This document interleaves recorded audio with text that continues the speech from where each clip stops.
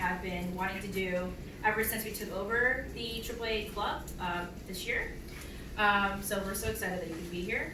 So we'll kind of go over what we did during the short-term class and kind of what our plans are for this group and for the future are. So during the short-term class, it's only a month, so it's really short. So we kind of wanted to schedule it around the students and what they wanted to do. So a lot of the students signed up to be in the class to kind of explore their identity and their ethnicity and all the facets relating to that. So we took time to discuss a lot of various topics, including like the moral minority myth and colorism and Asians academics. So we discussed that. We also ran 2 very successful bake sales, record topping. So I think with those 2, we only sold Asian food. So we did Asian food sale for the first one, and then a boba tea sale and an Asian drink mixture for the second one. And I think the reception that we got from the students is really indicative of how much we really need this parent group to be on campus. The other kids were so receptive to it, and I think that it's time that we, spread this to the rest of campus.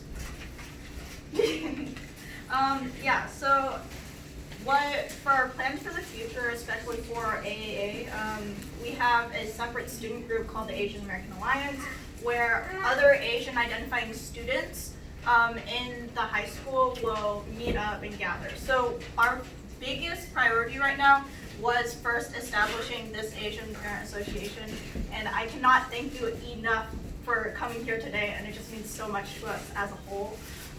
But what's really important is what we're trying to do next year is we're trying to make an Asian youth student summit, kind of what LASSO has. If you do not know, the LASSO group has It's the Latino Student Association at the school, and every 2 years they host a big student summit that kind of groups together and reaches a bunch of Metro Atlanta private schools.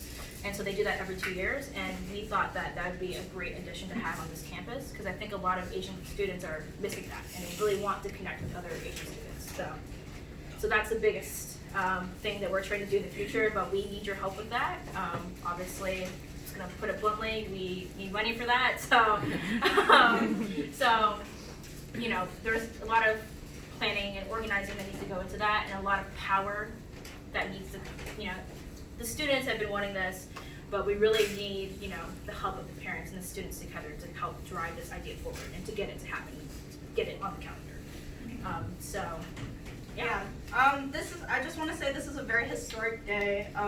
For many of you, Paideia just celebrated its 50th year, and this is the first time that we have an Asian Parent Group Association. But I also want to stress that it's not, the Asian Parent Association is not just people who identify as Asian.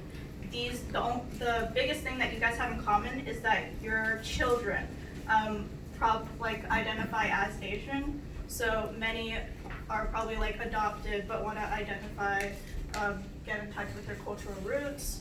And we're really trying to be as inclusive as possible with this Asian Parent Association because we need as much help as possible. I think we'll just give it up to Oman. I'm back.